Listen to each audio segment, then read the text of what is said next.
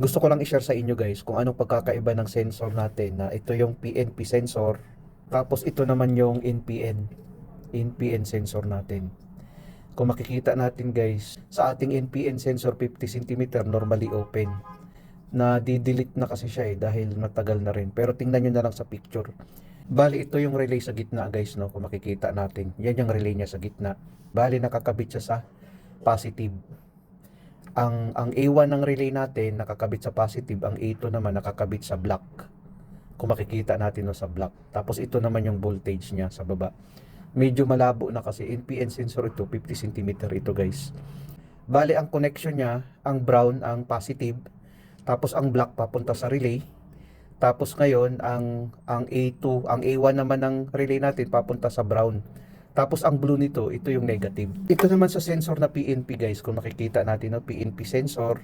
Normally open din ito guys, 30 cm ang kanyang ma-range. Kung makikita natin, PNP sensor siya, 30 cm ang kanyang ma-range, no, ang kanyang kayang maabot.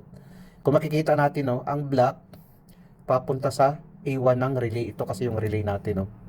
Ito kasi yung symbols ng relay natin. Ito yung relay natin.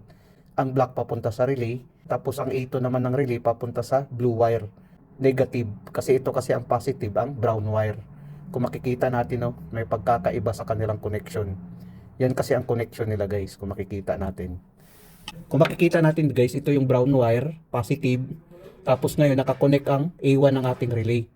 Tapos ang black wire naman papunta sa A2 no, nakakonect sa NPN sensor ito guys. Tapos ang blue naman ang negative wire. Dito naman sa PNP guys, kung makikita natin ang connection niya no, brown ang positive, tapos ang black wire naman papunta sa A2 ng ating relay. Tapos ang A1 naman papunta sa negative.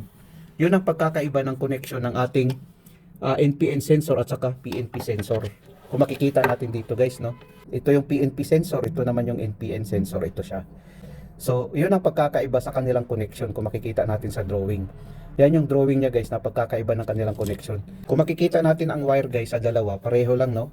Ito yung sa PNP sensor natin guys, tatlo din ang wire niya no. Bali ang brown, ang positive, ang blue, ang negative, tapos ito namang black papunta ngayon sa ating relay. Ito naman sa NPN sensor. Ganun pa rin no. Ang brown, ang positive, ang blue, ang negative, tapos ang black naman papunta sa ating relay. Kung makikita natin guys no. Bali tatlong wire lang meron sila.